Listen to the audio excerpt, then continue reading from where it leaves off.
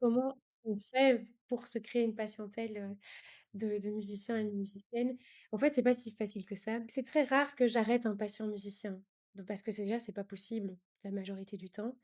Et qu'en fait, c'est pas toujours une solution. Pathologie au niveau de la sphère pelvienne, des fuites urinaires en jouant, par exemple chez des chanteuses ou chez des instrumentistes avant. Si vous êtes face à un patient qui se plaint parfois des tremblements en jouant sur des passages très spécifiques, ou que vous remarquez une co-contraction agoniste-antagoniste qui est involontaire, vous avez l'impression que en un coup l'index fait des extensions alors qu'il était censé appuyer sur la touche, on est peut-être face à une dystonie de fonction et c'est très important de la détecter assez rapidement. De manière générale, je vois pas mes patients musiciens, musiciennes toutes les semaines. Là, on est dans un profil tout à fait différent que les sportifs. Ils ont souvent peur de faire des exercices. Le sportif, il a l'habitude de faire des exercices. Mais il faut quand même faire de la thérapie manuelle chez le patient musicien parce que je pense que ça nous permet aussi de garder notre casquette de kiné, que le patient ait confiance en nous. Je suis pas là pour leur apprendre leur instrument, je suis là pour les aider à plus avoir mal avec leur instrument. Bienvenue sur Entendons, le podcast qui t'aide à t'épanouir en tant que kiné. Je m'appelle Augustin Castel, je suis kiné du sport et hôte de ce podcast qui est produit avec cœur par Full Physio. Alors chaque mois, vous êtes plus de 10 000 à nous écouter ou à même visionner nos épisodes dans lesquels nous recevons des professionnels passionnés qui viennent partager leurs astuces et leurs meilleurs conseils pour booster votre pratique clinique. D'ailleurs, un petit mot à propos de Full Physio qui est l'app incontournable utilisée par plus de 20 000 professionnels de la santé. Full Physio, c'est ton allié pour rester à la pointe en kiné, ainsi que proposer des traitements optimaux à tes patients et patientes. Plus concrètement, Full Physio, ce sont des milliers de ressources pour te faire gagner du temps dans ta veille scientifique, des outils cliniques tels que la prescription d'exercices, des fiches d'éducation thérapeutique, des bilans, ainsi que des formations en e-learning et en présentiel. Alors si toi aussi tu as envie de passer au niveau supérieur dans ta pratique, rejoins-nous sur fullphysio.com et promis, tu ne seras pas déçu. Et maintenant, place à l'épisode. Hey, salut, petit message vite fait simplement pour t'informer que tu es en train d'écouter la deuxième partie d'un épisode de podcast qui a en fait duré plus de 2 heures ou 1 heure et demie, ça dépend un petit peu des épisodes. Et pour trouver la première partie, on t'invite à simplement remonter un petit peu dans le flux des épisodes et tu la trouveras très facilement. Donc voilà, pour pas que tu te demandes où est-ce que tu es tombé, parce que forcément cet épisode, ou en tout cas cette deuxième partie, commence un petit peu de but en blanc vu que c'est la continuité de la première partie. Allez, bon épisode. Disons ça comme ça. Je sais pas si Ok. c'est clair. Ouais, si, c'est hyper intéressant et en fait, il y a plein de choses, je me doute, à aller chercher et du coup, là, en termes de fréquence des séances, enfin, de façon générale, un patient qui vient te voir, c'est quoi? C'est tu le vois une fois et puis tu dis: «Bon, on essaye ces modifications et on se revoit dans 2 semaines» ou alors est-ce que c'est des prises en charge beaucoup plus rapprochées? C'est quoi un petit peu je sais pas s'il y a une tendance qui se dégage? Si, si, mais oui, en effet. De manière générale, je vois pas mes patients musiciens, musiciennes toutes les semaines. Sauf Ouais, quand il y a vraiment, une douleur, hyper intense et il y a justement une échéance qui vient très rapidement. Là, je vais faire un peu plus de thérapie manuelle pour que le patient puisse y arriver et en parallèle de ça, du coup, il y a aussi toutes les modifications à l'instrument. Mais c'est clair que si je demande à mon patient, je sais pas moi, d'activer un petit peu plus, son dentelé antérieur, pour porter son instrument, imaginons ça, parce que c'est quand même, une proposition qu'on me donne assez souvent. Enfin, c'est souvent une mmh, solution. Si je lui dis, «Ouais, reviens la semaine prochaine et travaille là-dessus», en une semaine, il ou elle aura pas le temps ouais, de comprendre les modifications que ça peut avoir. Et donc ça m'arrive d'avoir des patients que je vois, 1 fois par mois et puis des patients que je vois 9 fois, des patients que je vois 2 fois. Donc disons qu'en fait, mes patients musiciens, c'est peut-être ceux que je vois le moins parce que ouais, comme on a accès direct au problème, on arrive facilement à trouver une solution. Donc c'est très OK. agréable parce que c'est OK. satisfaction comme on dit. Ouais, ouais, je vois. Bah, oui, il y a souvent, puis c'est chouette aussi, je pense que ça change, je sais pas si tu fais plus que de la kiné pour les musiciens et musiciennes ou tu fais aussi de la kiné un peu plus générale ou Mais je fais, comment ça s'articule un peu? disons que c'est moitié-moitié. Donc OK, j'ai peut-être encore un peu plus de patients non musiciens que de patients musiciens. Tu me posais la question au tout début et j'ai pas répondu à cette question-là. ouais, j'y Comment pensais on justement. fait pour se créer une patientèle, de musiciens et de Mmh. musiciennes? En fait, c'est pas si facile que ça. Ça demande quand même beaucoup d'énergie. Il faut un peu démarcher, aller à des Mmh. concerts, aller parler au chef d'orchestre, lui dire: «Voilà, je suis kiné, je soigne des musiciens, si l'orchestre a besoin». Hem, Mmh. Là, je pense que ce qui m'a beaucoup aidée, c'est le fait de travailler dans des institutions. Parce que donc, par exemple, là, j'ai travaillé au Conservatoire royal de Bruxelles. Donc là, il y a plein de musiciens, il y a plein d'étudiants, du coup, qui sont en voie de professionnalisation et qui sont surtout des futurs professeurs. Donc c'est très important de former aussi ces patients-là, Ouais. vraiment, l'éducation thérapeutique est hyper importante chez eux parce que c'est ce qu'ils vont pouvoir transmettre à leurs élèves plus tard. Et donc on arrive à, dans du curatif, quand même mettre un petit peu de préventif. Et donc ça, c'est toujours j'essaye toujours de mettre ma petite graine de prévention aussi, chez mes Mmh. patients qui sont des professeurs, par exemple. Donc ça m'a apporté pas mal de patients et puis j'ai eu la chance de travailler pour la chapelle musicale, Reine-Élisabeth à Waterloo qui forme, des élèves pour le concours Reine-Élisabeth qui je sais qu'il y a beaucoup de Français qui écoutent. Le concours Mmh. Elisabeth en Belgique, c'est un concours international, assez connu. Donc là, on est face à des musiciens de très, très haut niveau et qui jouent pendant 1 an le même type qui montent le programme pendant plus d'1 an, et donc qui sont évidemment face, à des douleurs. Donc le fait de travailler avec des institutions, ça me permet d'avoir de la visibilité et d'avoir aussi de l'expérience. Travailler avec des orchestres aussi, mais sinon globalement, Mmh. c'est beaucoup de bouche à oreille et voilà, souvent, je demande: «Comment est-ce que tu as su que je faisais ce métier-là? Enfin, comment est-ce que tu m'as trouvé?» «Eh ben, c'est machin qui m'a dit de venir chez toi». Donc c'est Mmh. principalement, du bouche à oreille, disons ça comme ça. Mais donc c'est OK. pas facile et ça demande de l'énergie, mais c'est assez chouette. C'est Mmh. plutôt chouette d'aller à un concert, pour faire du démarchage. Au moins, il y a le concert, qui est assez chouette. Ouais, Bon, je ouais, sais il y a pire comme qu'il y a besoin condition, de ouais. sport quand même pour faire ça, parce qu'il faut Mmh. quand même avoir un peu de culot de temps en temps, hein, et de se dire: en fait, oui, en fait, ils ont besoin de moi, il faut que j'y aille». Et ça, Ouais, c'est toujours ça a été difficile au début et c'est à chaque fois une petite étape en plus.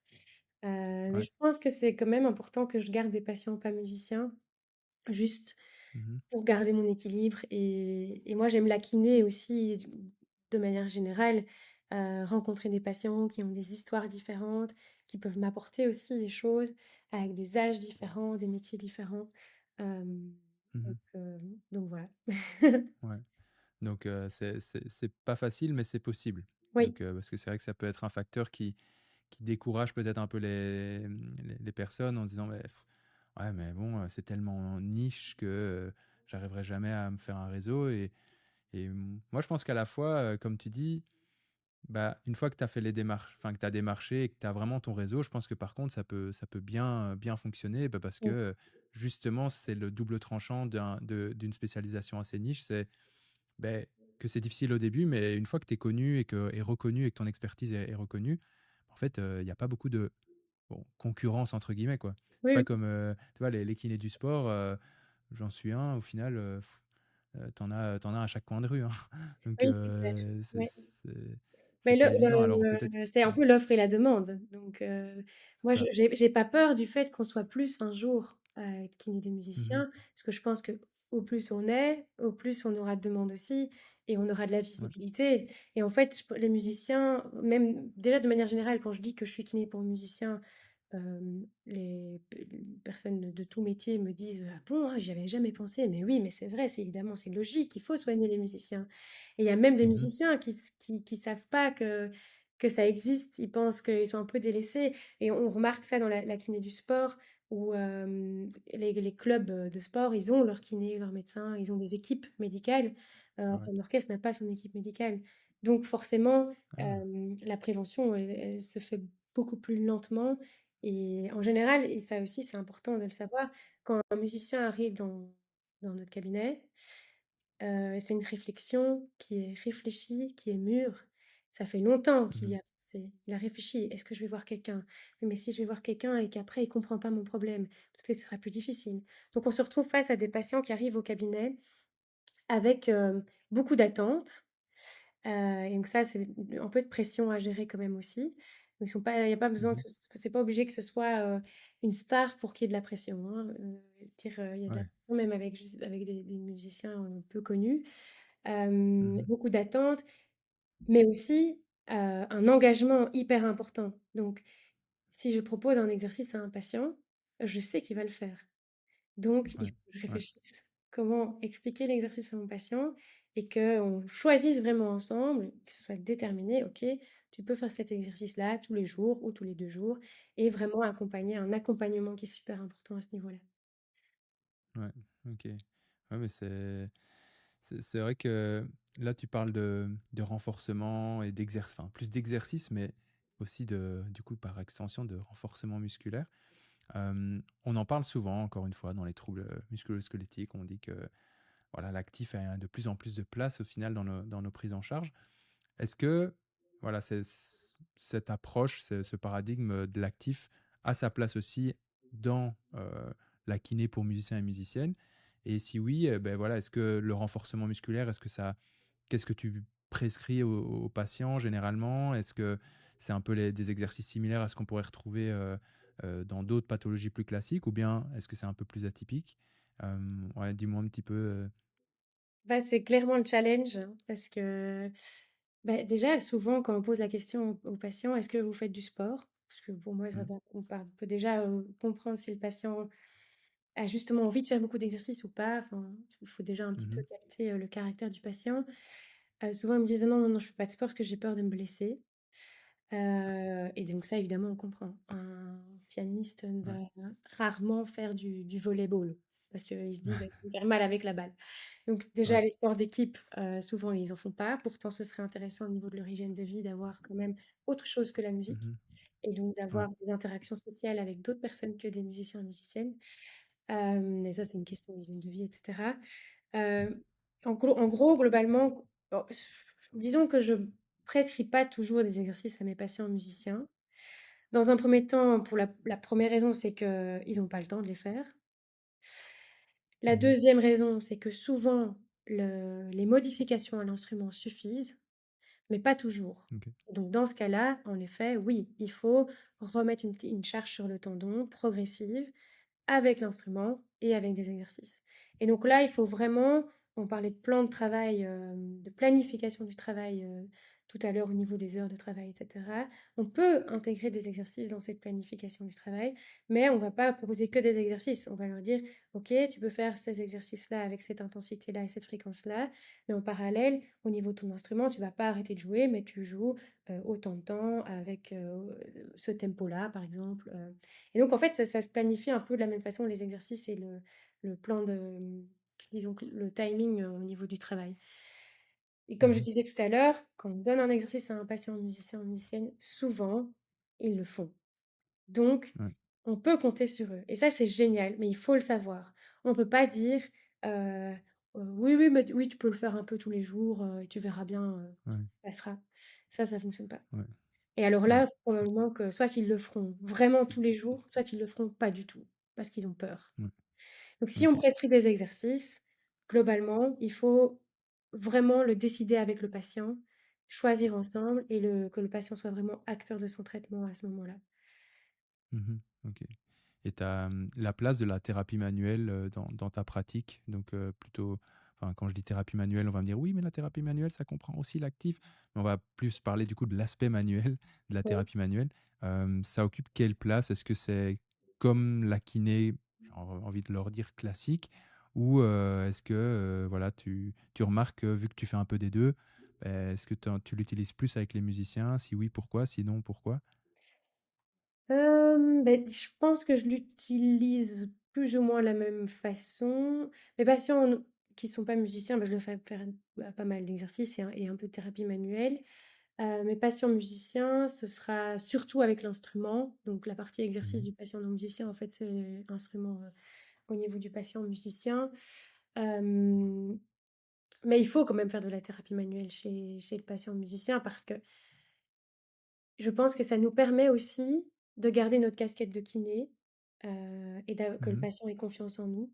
Je suis pas là pour leur apprendre leur instrument, je suis là pour les aider à plus avoir mal avec leur instrument et donc la thérapie manuelle, je de cet aspect-là, me permet de prendre le temps avec mon patient, de l'écouter, de toucher quand même sa mmh, douleur parce qu'eux, en fait, ils sont obnubilés par leur douleur. Ils «Moi, j'ai mal là, pourquoi elle commence à me don j'ai mal au pouce, pourquoi est-ce qu'elle me dit que je dois mieux mettre mes pieds quand je joue mon instrument?» Et je pense qu'il faut ouais. passer par là, mais pour avoir leur confiance aussi, il faut aussi les toucher. Et je pense que ça, c'est je Mmh, sais pas ce que toi tu en penses dans ta pratique, mais mmh. j'utilise la thérapie manuelle entre autres pour ça, mais aussi pour diminuer, la douleur, c'est évident, Mmh. revasculariser et cetera. Je pense que c'est super important aussi. Il y a pas mal Mmh. de problèmes articulaires aussi, redonner de la mobilité au niveau de l'articulation, l'épaule. Donc oui, j'utilise la thérapie manuelle avec mes patients musiciens et musiciennes, mais tout autant que de l'analyse et de la gestion de la posture et de la gestuelle, hem et que de l'éducation thérapeutique. Mmh. Voilà. Ouais, non, mais tu as raison quand tu dis forcément, je pense que toucher nos patients, c'est quelque chose qui est assez débattu maintenant. Oui, Enfin, je pense encore maintenant et ça le sera encore pendant quelques années. On est vite catégorisé si on touche un peu trop nos patients, on se dit: «Ah mais tu les rends dépendants de ton toucher». Si tu les touches pas du tout, tu dis: «Ah mais c'est quoi la différence entre toi et un coach?» Donc en fait, on est un peu dans dans cette dualité. Moi, je suis assez d'accord avec toi, hein. Je fais pas énormément de thérapie manuelle, de façon générale avec mes patients parce que c'est généralement pas dans leurs attentes aussi. Donc, oui, je suis peut-être que mon tu vois, les patients qui viennent me voir sont biaisés par le fait qu'ils voient kiné du sport. Du coup, ils s'attendent et ça a changé depuis quelques années, je trouve. Les patients s'attendent de plus en plus à recevoir des exercices, ça les étonne de moins en moins. Avant, enfin, je sais pas, et pourtant je parle d'il y a 6 ans, hein, je les mettais, enfin, je les sortais de table, ils disaient: «Mais on fait quoi? On va où?» Je fais: «Ben, oui. on va un peu bouger». Et ils me faisaient: «Ah bon? Ah bon?» Et je trouve que ça, c'est de moins en moins présent. C'est un peu, ils viennent déjà en short, habillés, en sport et cetera et prêts à bouger et donc forcément, ça ne m'encourage pas spécialement à faire plus de thérapie manuelle parce que je vois que les attentes des patients gravitent beaucoup plus autour de l'actif. Mais un truc que je change aussi avec les années, c'est beaucoup plus tenir compte au final de ces attentes si elles sont favorables envers la thérapie manuelle. Et avant, au début de ma pratique, je pense que j'étais très fort, un peu borné là-dedans. Je disais: «Non, je ne toucherai pas mon patient, hors de question», ou enfin, je caricature un peu, mais c'était presque ça. Et en fait, avec le temps, je me dis, ben c'est OK, comme tu l'as dit, ça permet de créer un autre style de moment avec le patient. Ça permet de discuter avec lui autrement, parce que quand il fait des exercices, il est un peu à bout de souffle parfois, donc lui demander comment il va, c'est pas toujours évident. Oui, Donc ouais, moi je suis totalement d'accord avec toi. Parfois, il faut pas trop se poser de questions avec la thérapie manuelle en se disant oui, mais pourquoi ça fonctionne? Qu'est-ce que j'ai fait physiologiquement parlant? Il faut juste se dire en fait, tu touches ton patient, tu as un discours positif, et en fait, si tu arrives à avoir un effet antalgique ou tout ce que tu recherches, gain de mobilité, etc., ben, tant mieux, ouais. et ça peut que être positif. Oui, et puis surtout que je disais, c'est le challenge du kiné quand de proposer des exercices, mais c'est la grosse crainte du patient, en fait. Là, on est dans un profil tout à fait différent que les sportifs. Ils ont souvent peur de faire des exercices. Le sportif, il a Mm. l'habitude de faire des exercices. Et donc, Ouais. c'est un peu dans ma première séance, je pense que je suis un petit peu obligée de passer par là, hem, pour que le patient ait confiance en moi quand je lui donnerai des exercices, si je lui en donne, quoi. Donc, Ouais. de dire ah, le patient arrive, je lui fais juste une analyse posturale, je lui donne 3 exercices, il part, il va se dire: «Mais de nouveau, pourquoi elle m'a parlé de mes pieds, j'ai mal au pouce et là, elle me donne un Mhm. exercice de pouce alors que j'ai déjà mal au pouce». Donc Mhm. il faut quand même, Ouais. aussi apprivoiser Mhm. son patient, je pense. Ouais, c'est ça. Mais par exemple, tu vois, le guitariste, mon guitariste là, qui avait mal au doigt. Bon, Mmh. tu vas me dire, là, c'est impossible de dire pour toi quelle était la cause, mais il avait toujours mal dans la commissure entre le pouce et l'index, tu vois. Genre, Ouais. vraiment, j'arrive, parce que là, je tiens mon micro, sinon elle est en train de remonter. Mais Oui. attends, je vais le remettre. Hop.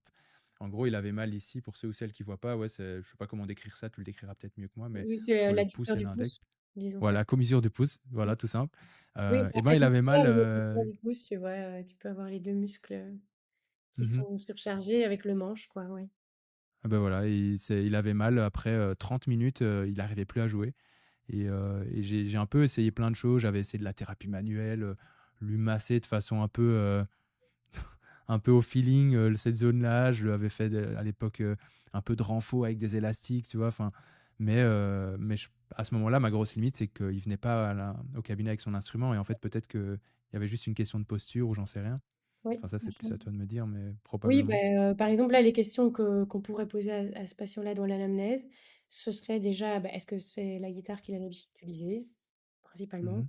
Est-ce que, ça apparaît sur certains morceaux et pas sur d'autres? Typiquement chez les guitaristes, ça peut apparaître, sur des morceaux avec beaucoup de barrés. Donc les barrés, c'est quand on prend l'index et qu'on Ouais. vient pincer toutes les cordes avec l'index et puis on joue avec les autres doigts. Mmh.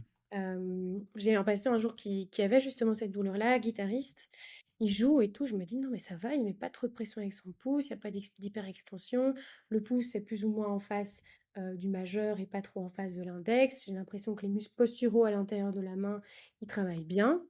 Donc je me demande un petit peu et puis je lui dis: «OK, maintenant tu peux chanter quand tu joues» parce que c'est un musicien qui chante en jouant de la guitare et là, il a commencé à chanter et en un coup, il a activé ses trapèzes, il a mis beaucoup trop de pression au niveau de des cordes. Donc là, en fait, problème OK, solution. Son problème, c'était quand il chantait et donc on a résolu le OK, problème en 2 minutes.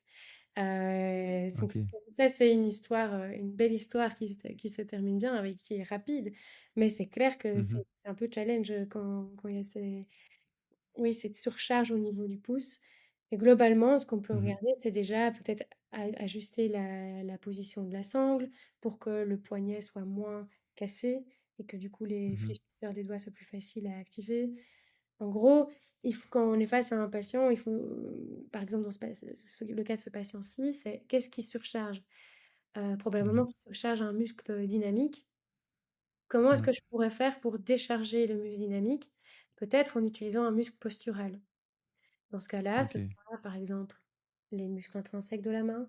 Donc là, tu aurais pu faire des exercices, de Mmh. muscles intrinsèques de la main. Il aurait peut-être eu une meilleure voûte en jouant. Il aurait déchargé les muscles extrinsèques au niveau du pouce, par exemple.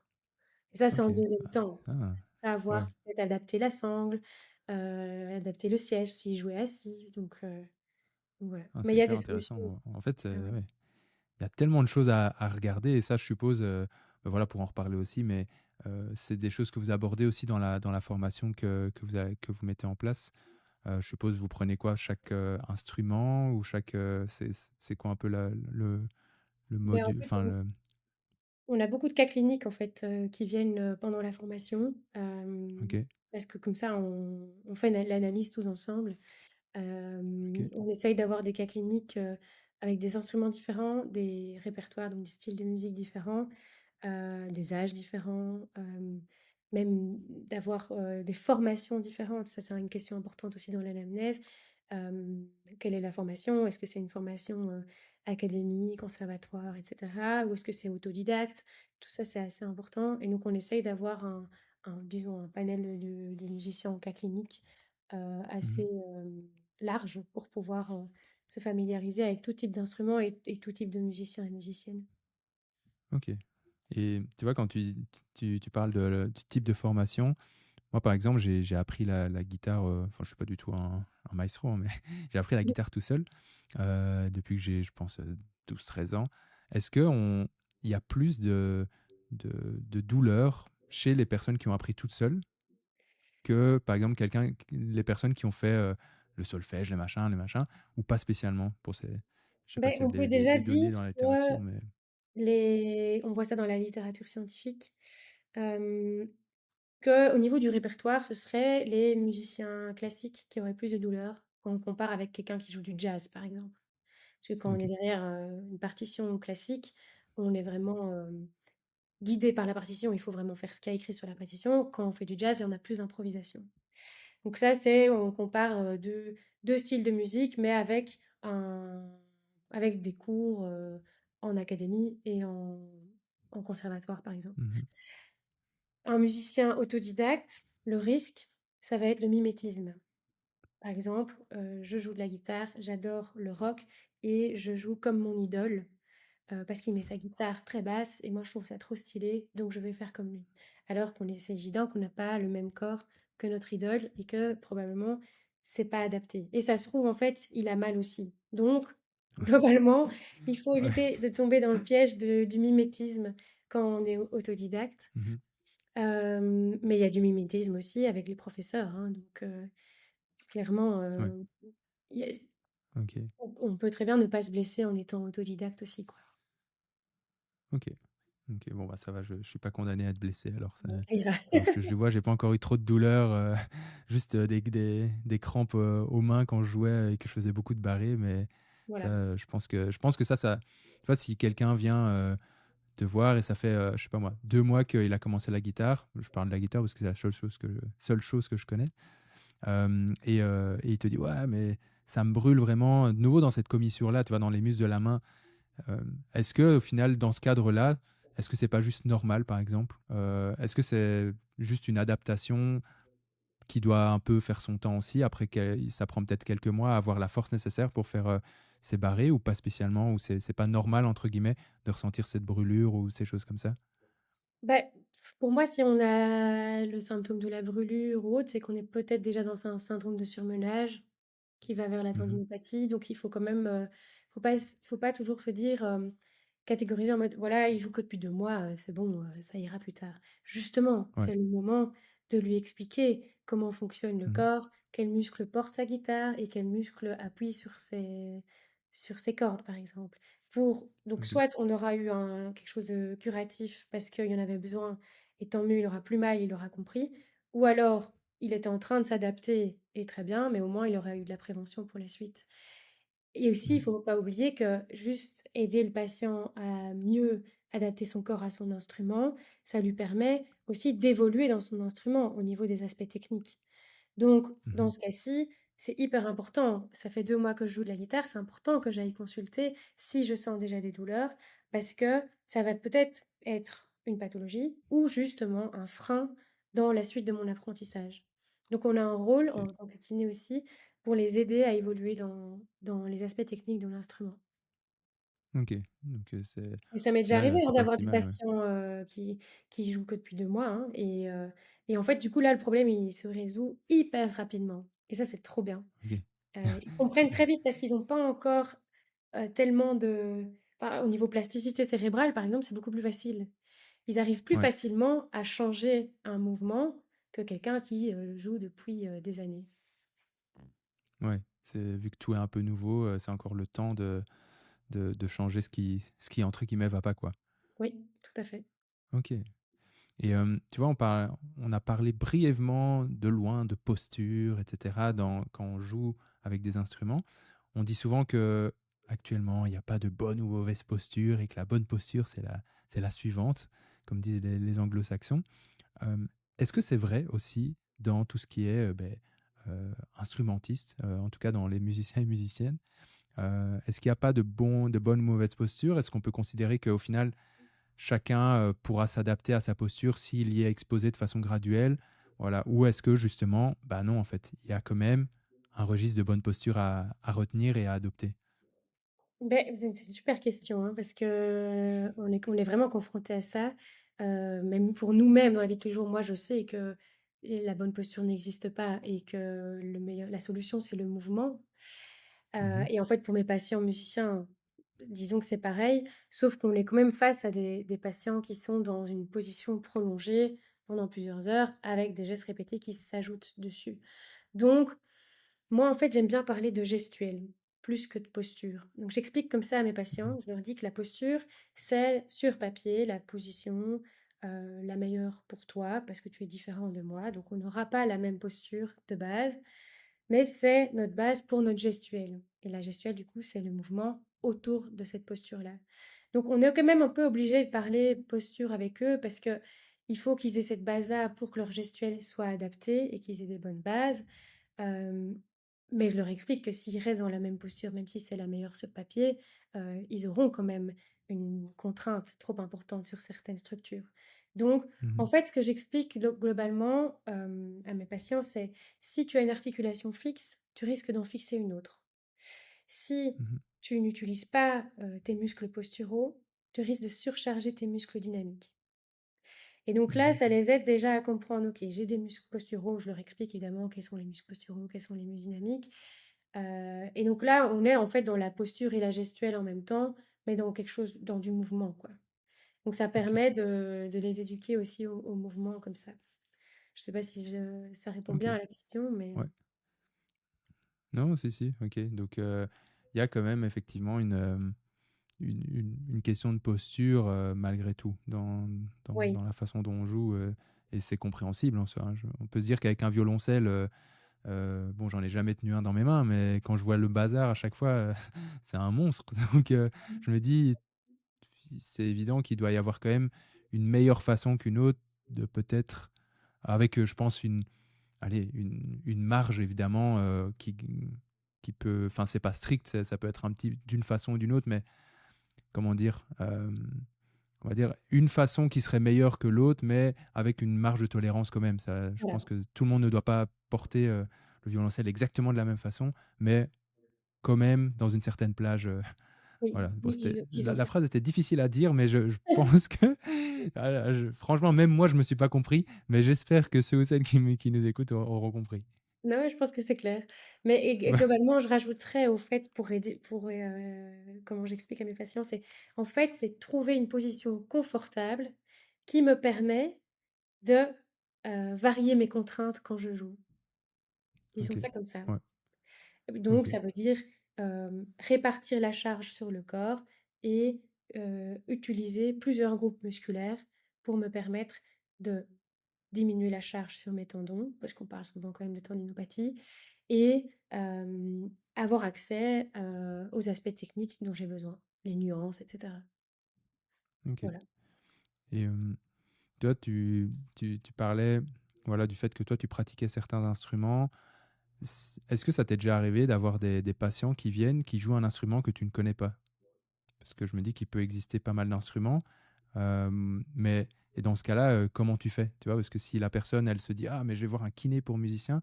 Après, ça t'est peut-être déjà pas arrivé et tant mieux, mais parce que c'est moins gênant du coup. Mais voilà, comment si ça t'est arrivé, comment tu as géré ça? Et si ça t'est pas arrivé, tant mieux, mais Ben ça m'est pas encore arrivé, OK. honnêtement. Mais imaginons, parce que je pense que je connais quand même beaucoup d'instruments grâce à la formation et tout qu'on a eu avec Mmh. Musician Care et même, par rapport aux concerts que je vais voir et cetera, disons ma culture musicale, disons ça comme ça. Mais parfois il y a des déclinaisons d'instruments en effet. Par exemple, il y a le luth et il y a l'hyperluth. Donc OK, par exemple, je n'ai jamais vu d'hyperluth, donc c'est un luth plus grand avec un manche plus grand. OK, Donc je pourrais être face à cette situation-là, mais disons que grâce à notre démarche clinique qu'on a en tant que kiné, on arrive facilement à comprendre quelles sont les contraintes liées à cet ouais. instrument et ce Mmh. en fait, c'est pas si compliqué à mettre en place, même si on est face à un instrument qu'on connaît pas. Ouais, en fait, c'est la base réflexive reste, Oui, similaire, et parce que tu sais, je pense à des instruments un peu plus exotiques, alors je sais pas le nom, je retiens jamais. C'est les On voit souvent des personnes parfois même dans la rue qui jouent ça, et je trouve que c'est un instrument incroyable. C'est un espèce de dôme en fer, enfin ah pas en oui, fer, mais tu vois, avec des trous dedans un peu comme ça. oui. Je l'explique peut-être très mal. Et alors Non, je il vois. tapote comme ça, tu vois? Mmh. Et je me dis: «Mais attends, t'imagines, t'as quelqu'un qui se ramène avec ça à ton cabinet, c'est chaud, quoi». Oui, c'est vrai que par exemple ça, j'ai jamais eu, typiquement. Ouais. Mais je me dirais: «OK, donc voilà, s'il a mal à l'épaule, je vais regarder s'il est pas en surcharge. Où est sa surcharge?» et comprendre comment décharger, cette charge-là, Mmh. voir un petit peu donc souvent ils sont assis, ils ont le dôme, comme tu Ouais, dis, je me rappelle plus du nom de l'instrument, je pourrais le dire sans ouais, feu, mais là je l'ai plus. Il est je voulais en entièrement acheter un jour en plus, du ah coup ouais, j'avais retenu le truc, ah bah, mais tu passeras au cabinet, on regardera ouais, ensemble. c'est ça. Mais oui, je pense que là, je regarderai un petit peu comment il s'installe assis et puis comment est-ce qu'il utilise ses épaules et cetera et ça me ferait pas trop Ouais, peur, en tout cas. Je serais plutôt, ça reste contente. Je me ouais, dirais: «Yes, un instrument que j'ai pas un encore vu». nouvel instrument. Voilà, Mais voilà, une nouvelle idée de module à ajouter dans la formation, tu vois? exactement, on Voilà, dira ça à le Xavier. module dont je sais p il faudra d'ici là trouver quand même le nom de l'instrument, ça sera Oui. plus pratique, Il va peut-être mais venir, si je l'ai d'ici la fin du podcast, je te le sors. S'il revient dans ma beh tête. Et justement, ici, ça fait, 1 heure, un peu plus d'une heure qu'on est ensemble, et déjà je te remercie d'être là, encore une fois, aujourd'hui avec nous. Hem, J'aimerais, discuter avec toi éventuellement si tu avais un cas clinique, si tu en as pas, il y a aucun souci, qui te vient comme ça, mais un cas clinique qui t'a peut-être marqué. Ça peut être, ça c'est pas obligé d'être des histoires, incroyables, mais voilà, quelque chose une personne ou un patient qui t'a marqué dans ta pratique? Alors que ce soit, dans le cadre musicien ou pas, hein, on va pas complexifier les choses. Voilà. Est-ce que tu en aurais un à nous partager? C'est un peu une question que j'aime bien poser à la fin des podcasts. Si pas, aucune pression. J'ai beaucoup de en fait, mes patients musiciens, ils sont tous assez passionnants, hein, soit OK. par leur histoire, par l'art, ou même juste même par leur notoriété. Parfois, je me sens toute petite aussi face à certaines personnes, et en fait, ils vivent Mmh. finalement, on nous met très à l'aise et on a accès à beaucoup de choses, même avec des personnes, qui sont plus connues, disons ça comme ça. Mais là, rien à voir parce que c'est pas du tout une personne connue, mais j'ai quand j'ai reçu cette demande, je me suis dit: «Mince, mais comment je vais faire?» Donc en fait, c'est une petite fille de 10 ans qui jouait du piano 10 minutes Mmh. par jour. Après 5 minutes de jeu, son pouce gauche s'endormait. Et donc sa maman m'appelle pour m'expliquer ça. Elle me dit: «On a été chez le neurologue, mais il y a rien. Il nous a dit de faire de la kiné et puis de revenir. Ici, il fallait on verrait ce qu'il fallait faire au niveau neurologique». Donc comme c'était, la main qui s'endort, enfin, elle était un petit peu stressée. Et donc moi, je me suis dit: «Bah mince, j'ai jamais eu de musicien ou musicienne de cet âge-là. Bon, on va essayer». Elle arrive et je papote un petit peu avec elle, hyper mignonne, elle m'explique un petit peu toute sa vie. Elle m'explique, qu'elle fait de la danse et que la danse, c'est vraiment sa passion et que le piano, c'est un petit peu à côté. Donc c'était une petite fille qui savait très bien, ce qu'elle voulait, Mmh. et donc je lui ai proposé de jouer et de voir un petit peu ensemble, qu'est-ce qui posait problème. Donc elle s'installe à l'instrument, que sur mon piano au cabinet, elle se met sur le banc. Directement, elle commence à monter, descendre le tabouret, ce qui est très rare. Souvent, mes patients, ils s'installent, paf, ils jouent directement. Elle s'est installée, Ouais. elle met son tabouret et cetera, elle commence à jouer. Je lui dis: «Bon, on va quand même un petit peu jouer parce que comme ça vient après 5 minutes, il faut voir si ça arrive aujourd'hui». Elle joue, on Mmh. prend le temps et puis elle me dit: «Ah là, je sens que ça commence à s'endormir». Je me suis dit: «OK». Je me mets derrière elle et je mets mes mains au niveau de ses grands dentelés ou dentelés antérieurs. En Belgique, on dit plus dentelé antérieur, en France, on dit plus grand dentelé. Heu et là, elle m'active ses dentelés toute seule, comme ça.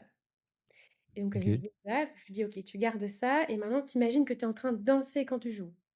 Donc là, elle commence un peu à danser, elle se lève même, elle se lève, elle commence à danser sur son clavier et elle me dit: j'ai plus les fourmis dans ma main». Et donc en gros, là, c'était super intéressant de voir que, bah, alors c'était hyper malléable, hein, parce c'était un enfant de 10 ans, mais qu'elle a Mmh. directement compris comment utiliser en bougeant, en fait. Et OK. elle a cherché de l'ancrage au sol. Donc elle, pour pouvoir danser, elle était obligée de se mettre debout. Donc elle a utilisé un peu plus d'ancrage au sol. Ça lui a permis d'être plus disponible au niveau du haut du corps et donc de diminuer la compression au niveau du nerf dans le pouce. Donc la solution, OK. si c'est pas de jouer debout parce qu'elle peut pas jouer debout, en Ouais. cours, par exemple. Sa professeure lui ne veut pas qu'elle joue debout au cours, mais ce serait à la OK. maison de le faire de temps en temps pour diminuer la charge, varier la contrainte et surtout trouver une solution assise pour avoir un peu d'ancrage au sol. Et donc, on a un petit peu travaillé là-dessus. Je l'ai vue 2 fois, problème réglé, et maintenant elle va très bien, elle a plus de paresthésie dans le pouce. Voilà. OK. Et c'était Une quoi la solution assise? Enfin, quel changement enfin, si c'est pas trop, abstrait d'expliquer ça comme ça, mais quel changement t'as induit? Parce que c'est quand même c'est fou quand même. Mais en fait, sa professeure lui avait demandé parce qu'elle n'utilisait pas encore les pédales, vu qu'elle était pas encore au stade de la pédale, lui avait mis un petit repose-pied, mais très Mmh. haut. Et du coup, ses genoux étaient, presque à la hauteur de sa hanche, même peut-être un peu plus haut quand elle m'expliquait. Et donc en fait, son ancrage, OK. il se mettait clairement dans son bassin et pas du tout dans ses pieds. Donc la solution, Mmh. c'est soit au fur et à mesure, elle va grandir, donc elle aura plus du tout besoin de rehausseur pour les pieds, mais c'est de mettre quelque chose de plus petit, enfin moins haut, pour qu'elle sente quand même qu'elle met du poids dans les pieds pour être plus disponible dans le haut du corps. Donc c'est tout simple, OK. c'est facile.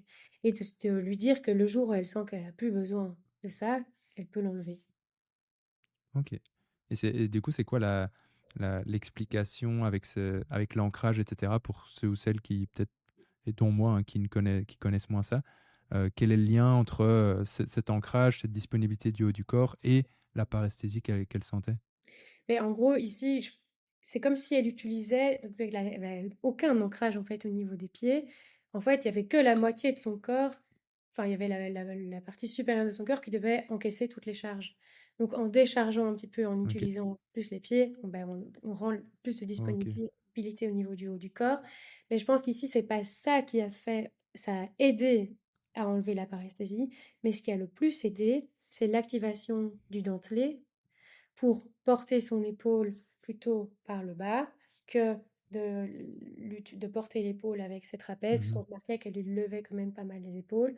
Donc ça a permis de rajouter un muscle postural et d'arrêter de demander au muscle dynamique de jouer le rôle du muscle postural. Je sais pas si tu vois un OK. peu, Ouais. ce que je veux On dire? en revient à ce que tu disais, d'utiliser les muscles posturaux pour Oui. décharger un peu les muscles dynamiques, quoi. Oui et par C'est fou. exemple, ce que je remarquais aussi, c'est que pour se déplacer sur son clavier, c'était plutôt sa main qui faisait bouger son bras et pas son bras qui faisait bouger sa main. En activant le OK. dentelé, ça a complètement changé. Elle a récupéré de la mobilité dans le poignet parce que c'était son épaule, son coude qui faisait bouger la main et plus la main qui devait faire bouger tout le membre supérieur qui finalement est lourd quand même pour un petit pouce comme Mmh. ça. Donc Ouais. l'idée c'est vraiment de, je lui ai expliqué en fait, quand tu joues, c'est vraiment ton coude qui fait bouger ta main et pas ta main qui fait bouger ton coude, par exemple. Parce que je lui ai OK. pas parlé du den enfin, et lui expliquer ce que Du c'est le dentelé dentelé, bon, antérieur. elle va me dire: «Mais qu'est-ce qu'elle me raconte?» Donc Ouais. c'est qu'à la fin de la séance, je lui ai demandé: «Qu'est-ce que tu as retenu?» Elle m'a dit: «OK, donc moi je sais que maintenant je dois danser sur mon clavier et c'est mon coude qui fait bouger ma main». OK, on est bon. Elle a de l'ancrage, Ouais. elle a un dentelé, et c'est plus son pouce qui fait bouger tout son membre supérieur, on est bon. Mmh. C'est fou, j'aurais jamais pensé que, il faille investiguer, le dentelé, par exemple, en jouant du piano, tu vois? J'aurais jamais pensé personnellement.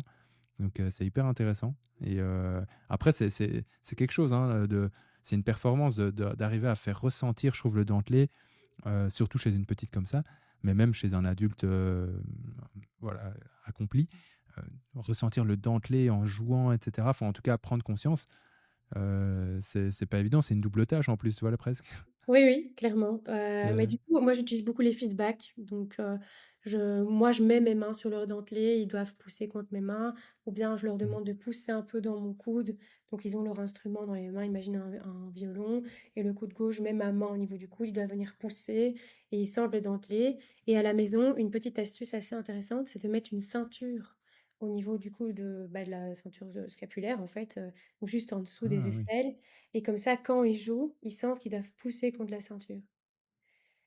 Voilà. Ah Donc ouais, OK. globalement, en fait, ça Ah leur ouais. permet de porter leur instrument avec le dentelé, qui lui, il est capable d'être contracté pendant plusieurs heures Mmh. pour ne plus demander, par exemple, au trapèze de faire cette tâche-là, alors que le trapèze, il doit en plus faire bouger l'archet, donner des nuances, et cetera. OK.